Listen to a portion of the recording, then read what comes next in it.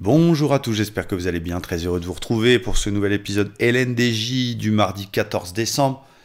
On commence tout de suite par le Dow Jones qui est dans une phase de légère consolidation avec une sale bougie hier qui est un avalement baissier qui apparaît avant les records historiques, donc ça sent pas très bon.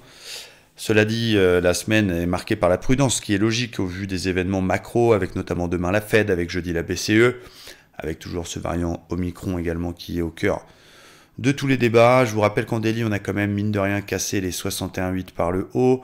Cela pourrait être un simple pullback sur ce niveau avant de repartir, mais évidemment, on ne va pas jouer au voyant. Pour l'instant, ça corrige un peu. Et hier, c'était pas une séance facile. On a une belle baisse sur quasiment toute la séance avec une tentative de rebond en fin de séance qui a été assez frêle. Aujourd'hui, que faire? On a une belle zone qui a été assez travaillée autour des 450, qui tient ce matin, qui correspond aussi à la moyenne mobile 50. Bon, c'est pas non plus l'opportunité de l'année. On a quand même cassé un espèce de triangle par le bas. Mais voilà, je vous ai marqué un petit mémo. Tant qu'on va être au-dessus des 61,8, je privilégie toujours les petits achats, même si hier, je vous avoue que je suis passé un petit peu à côté, même si j'ai fini la séance en positif grâce à la bulle lunaire. C'était pas une séance vraiment facile, mais je continue à chercher des petits mouvements d'achat tant qu'on est au-dessus de ce support. Si on casse les 61,8, là on pourra entrer dans une consolidation plus marquée.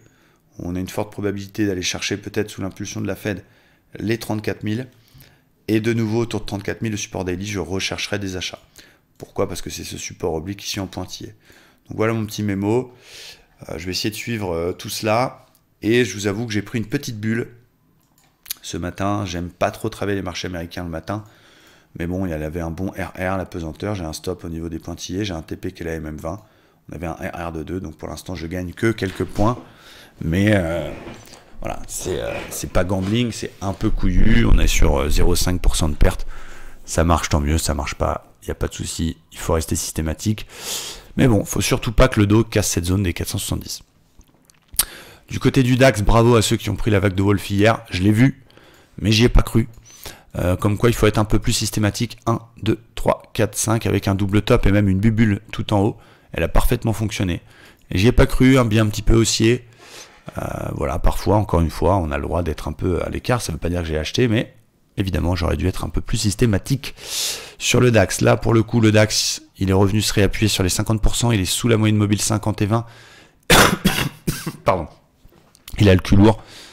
Regardez la grosse mèche hier, tentative de rebond. Les vendeurs qui prennent la main. C'est bloqué. C'est bloqué avec une moyenne mobile 20 et 50 qui sont encore plus plates que mon ex. Autant vous dire qu'il n'y a pas de tendance. À très court terme. En 4 heures, on a quand même la moyenne mobile 50 qui tient. On est enfermé dans une sorte de biseau. Regardez, avec une borne haute ici, une borne basse là. La borne basse fait le job pour l'instant. Ça tient. Donc voilà, c'était un peu mon plan du jour. C'était de tenter un petit achat sur setup au plus proche de la borne basse. Bah, on a le setup puisqu'on a un avalement en cours sur un marteau. Donc voilà, on va voir si on peut tenter un petit rebond du côté du DAX pour aller chercher les 15 760. Je ne vendrai que si on casse tout ce merdier et les plus bas de ce matin.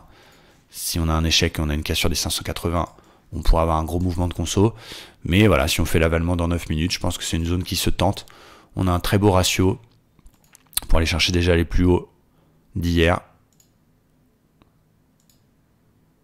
Enfin, les plus hauts de ce matin, pardon. En TP1 et TP2, le haut du biseau avec un stop sous les plus bas. Ça offre un ratio exceptionnel.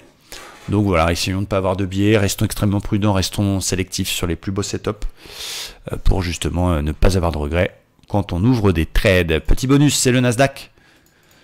Le Nasdaq qui...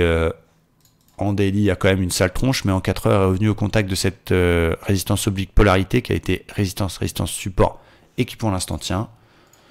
Voilà, on fait une bulle également du côté du Nasdaq en M15 à pesanteur. Voilà, ça reste frêle, ça reste lourd.